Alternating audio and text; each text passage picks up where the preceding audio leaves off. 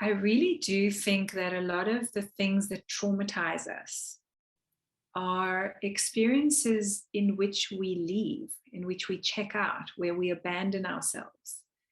Possibly the experience of trauma is being abandoned, because not only is something really bad happening to you, but you are alone.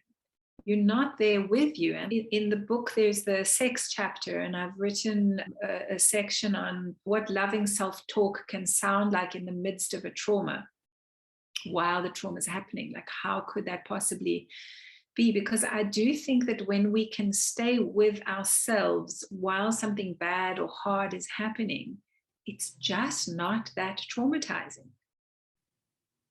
It's hard, it's scary, it's painful, it's all of the stuff, but we don't finish off in that shocked space because we were there the whole time, and we don't actually need to come back in to process it and make sense, because we were there, we experienced it, we saw it, and we were looking after ourselves and our needs while it was going on.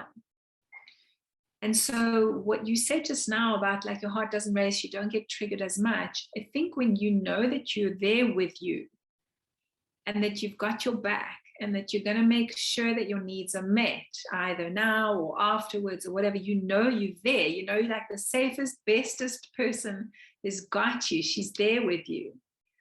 Then it's almost like you can just relax a little bit more when the bad things come, even if someone's being obnoxious or whatever it is that triggers you, you can just go, yeah, that doesn't feel very nice. And you're kind of more aware of your own needs, and you look after yourself, and you know you're going to look after yourself. So it's not so scary.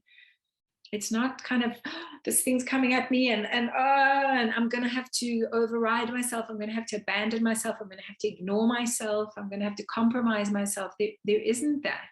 You're like, oh, this thing is happening, and what do I need? How do I engage with this? How do I walk through it, either now or later? So that has been my experience as well, is that I've gotten braver in my life, and certainly in relationships, I'm more relaxed because I kind of, I take it as it comes because I'm there with me.